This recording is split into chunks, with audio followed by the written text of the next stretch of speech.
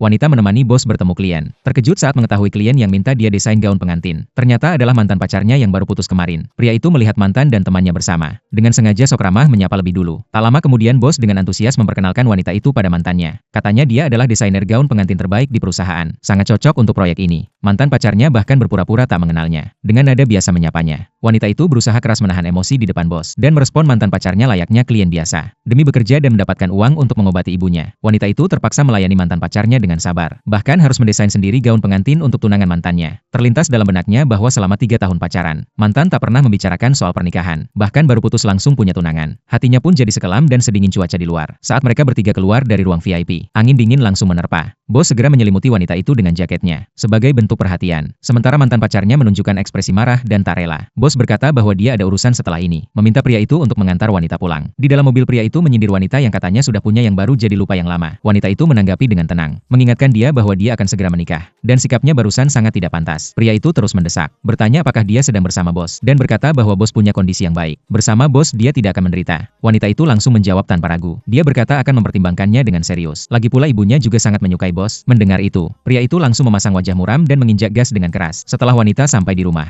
dia terkejut mendapati ibunya tergeletak di lantai. Dia langsung berlari dan mencoba membangunkan ibunya, sambil menelepon darurat. Beruntung pria itu belum pergi, langsung menyusul dan datang. Tanpa bicara langsung mengangkat sang ibu dan membawanya ke rumah sakit. Dokter memberitahu bahwa kondisi ibu wanita itu serius, dan harus segera dioperasi. Namun biaya yang tinggi membuat dia kembali terpojok. Saat itu pria itu masuk ke ruang perawatan dan menanyakan keadaannya. Wanita itu pura-pura kuat dan berkata baik-baik saja. Dengan nada dingin dia meminta mantan pacarnya untuk mengirimkan detail desain gaun jika ada waktu. Dia akan menyelesaikannya secepat mungkin pada hari kerja. Mata pria itu tampak penuh rasa iba. Dia kembali memastikan apakah dia benar-benar tidak apa-apa. Wanita itu hanya menjawab pelan, lalu berjalan keluar dari ruang perawatan. Dia masuk ke kamar mandi. Rasa mual dan tidak nyaman yang datang bertubi-tubi membuatnya punya firasat buruk. Dia mulai curiga apakah dirinya sedang hamil. Dan setelah memeriksanya, dugaannya ternyata benar. Kejutan tak terduga ini membuatnya bingung, karena biaya operasi ibunya saja belum terpenuhi. Dan kini dia harus menghadapi kehamilan yang tidak direncanakan. Tekanan yang datang bertubi-tubi membuatnya sulit bernapas. Namun saat itu juga, dia tiba-tiba menerima pesan dari pria itu, yang memberitahunya bahwa biaya rumah sakit ibunya sudah dibayar lunas. Wanita itu merasa dirinya kembali jatuh ke jurang. Tak tahu harus berbuat apa. Dia hanya bisa pasrah dan menelepon pria itu, menyatakan akan segera mengembalikan uangnya. Namun pria itu dengan tenang mengatakan bahwa dia tidak pernah meminjamkan uang. Dia tetap seperti dulu, mengucapkan kata-kata paling menyakitkan dengan nada paling lembut. Wanita itu tidak punya pilihan lain, dan terpaksa kembali ke sisinya. Beberapa hari kemudian wanita itu datang ke rumah sakit sendirian, berniat mengakhiri kehamilannya, karena dia masih harus bekerja, dan merawat ibunya yang sakit parah. Saat dia sedang menenangkan diri untuk operasi, pria itu dan bosnya tiba-tiba muncul. Bos yang diam-diam menyukai wanita itu, melihat dia sedang antre di klinik kandungan, tidak bisa menahan diri untuk bertanya. Wajah wanita itu tampak panik. Dia tahu dia tidak boleh membiarkan